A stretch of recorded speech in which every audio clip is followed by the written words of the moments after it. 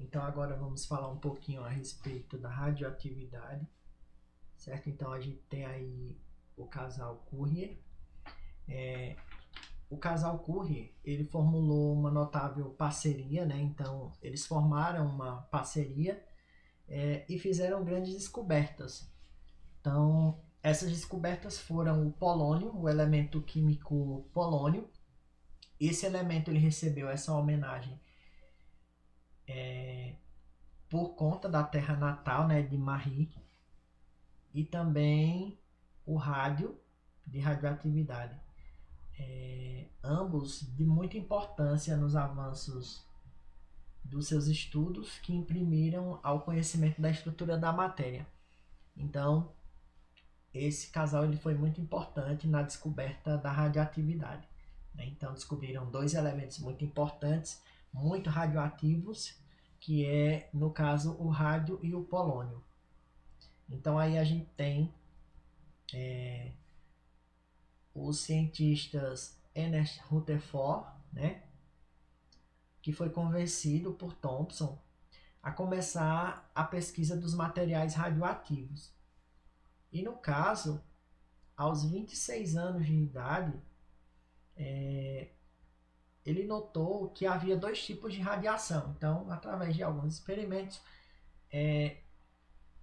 ele notou que havia dois tipos de radiação. Uma radiação era positiva, a qual foi chamada de alfa, e a outra radiação era uma radiação negativa, a qual ele chamou de beta. A partir daí, iniciou-se o processo de determinação de novos modelos atômicos.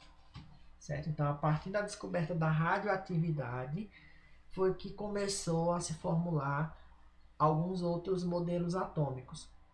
Então, a gente vai falar agora do modelo atômico de Rutherford, certo?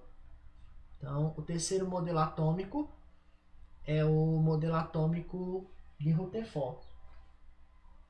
Então, no caso, em 1911, Rutherford era neerlandês, né?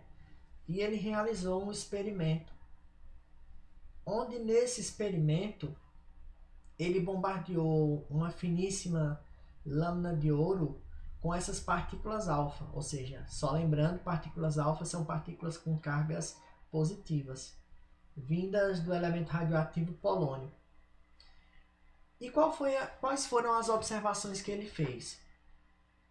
Que a maioria das partículas atravessavam a folha, certo? Ou seja, a lâmina de ouro.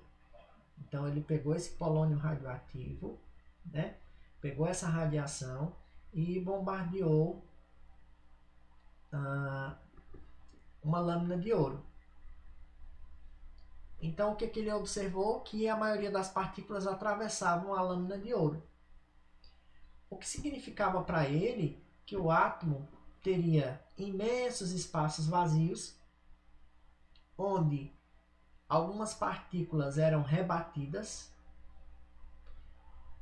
o que seria explicado como se o átomo tivesse um núcleo denso, e algumas partículas alfa sofriam um desvio de sua trajetória, que ele observou que significava como se o núcleo fosse positivo, pois as partículas alfa, que eram positivas, foram repelidas ao passar perto desse núcleo.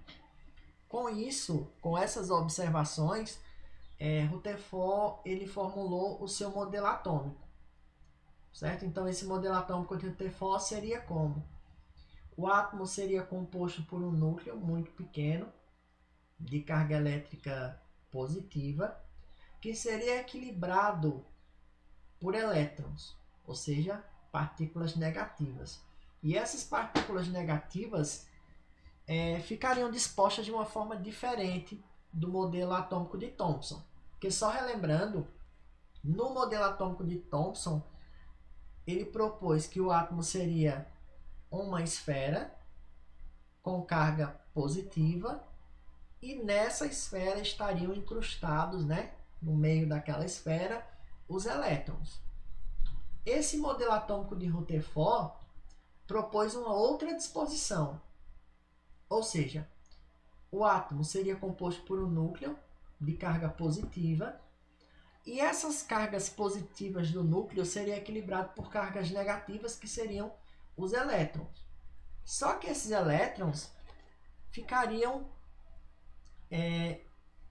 dispostos ao redor do núcleo, certo? Girando ao redor do núcleo em uma região, que ele chamou de região periférica, que foi denominada de eletrosfera. Então veja, o modelo atômico de Rutherford propôs essa disposição. O núcleo, essa parte aqui que está na coloração vermelha, né, que teria carga positiva, e ao redor desse núcleo estariam essas estruturas aqui em azul, que seriam os elétrons, certo? E esses elétrons estariam girando ao redor do núcleo. Essa região onde os elétrons estão girando, ele chamou de eletrosfera.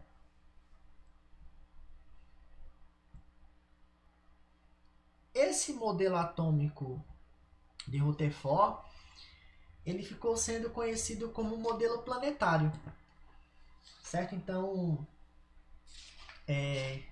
onde a gente tem, nesse modelo planetário, o centro do sistema solar, que seria o Sol, e os planetas girando ao redor do Sol. Então é como se o Sol fosse o núcleo do átomo, né? E os elétrons fossem os planetas girando ao redor desse núcleo.